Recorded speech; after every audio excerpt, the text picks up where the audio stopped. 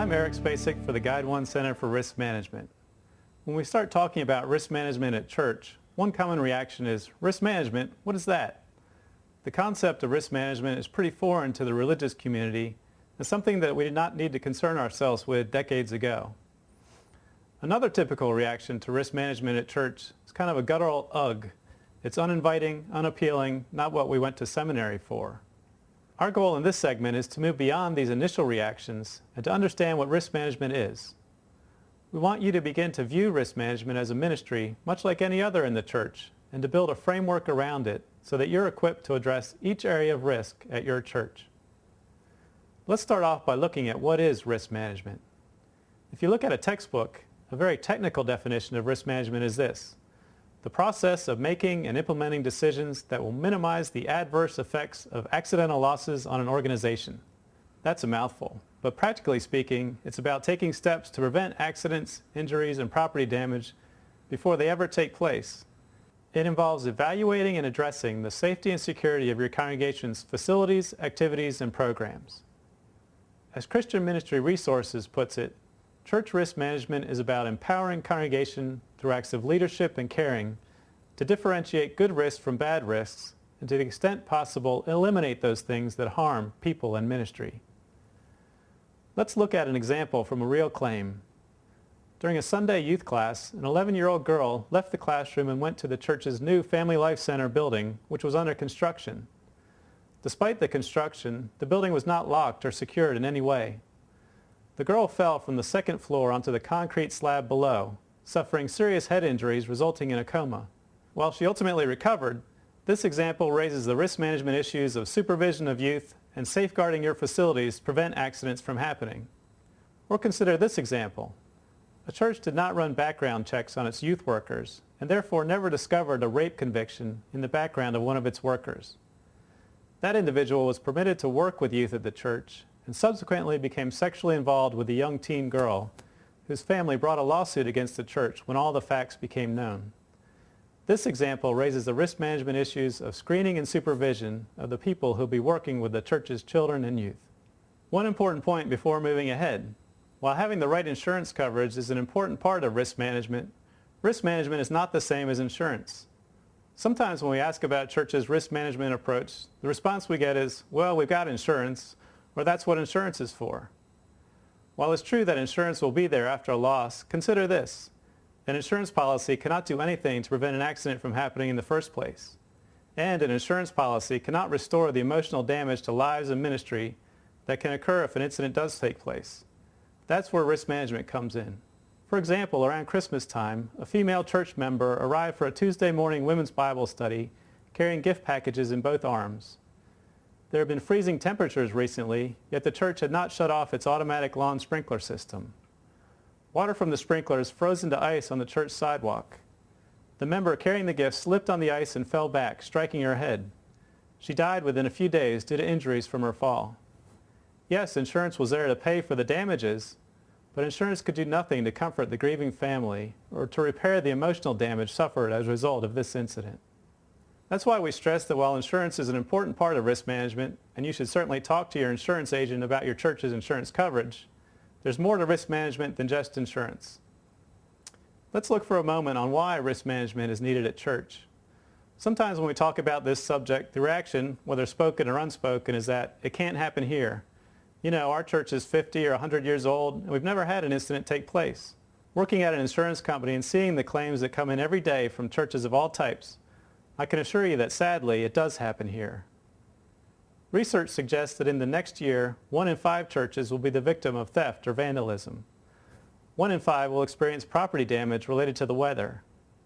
1 in 7 will experience an accidental injury to a member or attender requiring medical attention. And 1 in 25 will have to deal with an allegation of sexual misconduct within their congregation. That's the data, but each one of those numbers represents a real story, a real victim, a real church. For example, an associate pastor at a church undertook pastoral counseling with a 21-year-old single female, the daughter of a respected church member. The associate pastor was 40 years old and married. Counseling sessions took place away from the church at odd hours, at a diner, in a park, in a restaurant. Ultimately, this led to a meeting at a hotel where sexual activity took place. The female later claimed that the sex was forced upon her, and she sued the associate pastor, the senior pastor, and the church. As the leadership and members of that church faced the damage to ministry, the mistrust of pastoral leadership, and division among the congregation, certainly many of them thought that something like this could never happen here. Maybe all this sounds a little overwhelming to you. After all, risk management is not what you've been trained to do. How do you get started? Let's look at a very simple approach using 3 words: value, team, work. First, focus on value. Consider the ministry has value to be protected. The building and facilities have value to be protected. The church finances have value to be protected. And certainly the people in your congregation have value as well. Also, look to your values. Generally, there are 3 motivating factors for churches to take action on risk management. First, fear of legal liability. Second, insurance company requirements. And third, pastoral, values-based motivation. While legal liability and insurance company requirements are important considerations, let's focus on the third motivator, pastoral motivation. Scripture provides support for 3 aspects of the pastoral motivation for undertaking church risk management. First, church leaders are called to shepherd and protect their congregation. Second, church leaders are called to be stewards of the people and property that have been entrusted to their care. Third, we are called to love one another.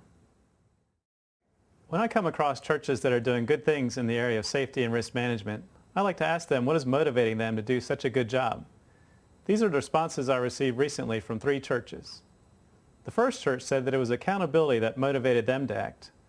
That is, they strongly felt their accountability before God for the people and property under their care. And that is what motivated them to take action on safety and security issues.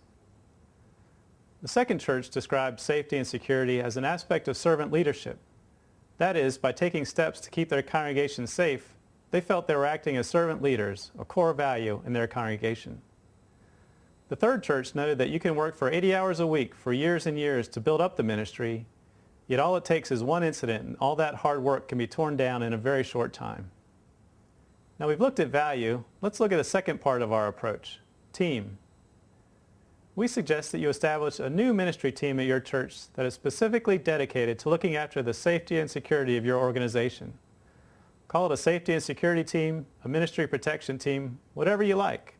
But the purpose of this team is to identify the risks facing your ministry and to develop a plan to address them. I know you may be thinking, not another committee at our church, but think about it. While you're so busy ministering to the needs of your people, who's focusing on keeping these same people safe and secure in your church? Your church board? Your trustees? Your church administrator? Maybe, but isn't the safety and security of your members and guests so important that having a separate team of people focused solely on those issues of valuable investment in protecting your people? Having such a team in place also allows your other ministry teams to focus their time and energy on what they do best, ministering to people. And in its own way, this team is also ministering by watching after the safety and security of the congregation members and the church organization itself. Now, who should be on this team? We suggest that your team include between 3 and 8 members. If you have less than 3, there can be a lack of continuity to the team if someone leaves. If you have more than 8, the team becomes unwieldy. We suggest that you include people with passion, people with knowledge, which may include people who have a background in safety, insurance, risk management, maybe current or former law enforcement officers, and facility or property managers, and people with a stake in it. Consider including on your team a representative of the ministries that will be most affected by your activities. For example, your team will probably be looking at protecting the children of the church. So it's a good idea to include a representative from your children's ministry. That way, the ministry will feel it is being included in the decision-making process. How does the team get established? Your safety team could function as an informal committee in your church, but we recommend that the team be endorsed and officially formed by action of the church's governing body. This shows the importance of safety and security as a priority in your church. It gives the team recognition and a level of authority, and it helps to start to embed a culture of safety into your church.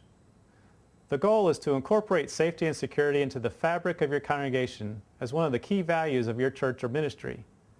Thus, we recommend that the safety and security team become a standing committee at your church.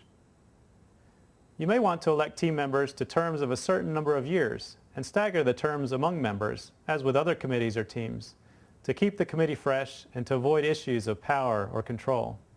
Another tip is to recognize the presence of the team before the congregation.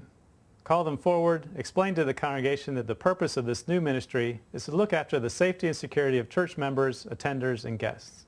While some congregations have bits and pieces of safety or risk management programs in place, such as having a child protection program, it's still rather unusual to find churches with a centralized safety team ministry. With the team in place, it's now time to get to work. These are some general strategies for the safety and security team. Identify risks using Guide 1's EFFECT framework. Using available resources, become informed about these risks and select the best risk management techniques. Consult with your insurance agent about insurance coverages. Implement the risk management techniques you've selected and monitor your plan, getting evaluation and feedback and revising as needed. Guide 1's EFFECT approach to church risk management can assist you by breaking the church down into 6 broad areas of risk. Utilizing the acronym EFFECT, these are E, emergency preparedness; F, facility safety and security; F, financial safeguards; E, employee and volunteer safety; C, children and youth protection; T, transportation safeguards. Start with the area where your team sees the biggest risk. If your church owns a 15-passenger van and hasn't taken measures to make the vehicle safer, you may want to start with your transportation program. If your church does not screen the people who work with your children and youth, you may want to start with those ministries. Otherwise, a good place to start is to address the safety of your facilities. Looking at facilities, here's a sample approach for your team. First, develop a clear understanding of the facilities and how precisely they're used. You can't begin to identify and address risks without knowing what's going on. Talk to church leaders and board members about the breadth of activities taking place on premises. Create a list of activities. Second, once you have a grasp on the facilities and their use, consider the risks involved in each activity. In the insurance industry, we think of risks in terms of their frequency, how likely something is to happen, and their severity. If something happens, how serious will it be? Begin to think of risks in this way. Third, once you know the risks, you're ready to develop strategies or techniques to address the risks. As a team, you may decide it's best to avoid the risk of a particular church activity altogether because it's just too risky. Using pyrotechnics at your facilities or opening them up for activities such as a rodeo or dirt bike racing come to mind as examples here. More likely, your team will be looking at ways to reduce the risk of a particular activity by finding ways to make it safer. Using facilities as an example, perhaps the best way to reduce the risk of injury or damage is to regularly inspect the building and grounds for hazards such as tripping hazards and fire hazards. Also, your team should look at transferring the risk by making sure that your church insurance policy is up to date and provides coverage for the activities you're considering.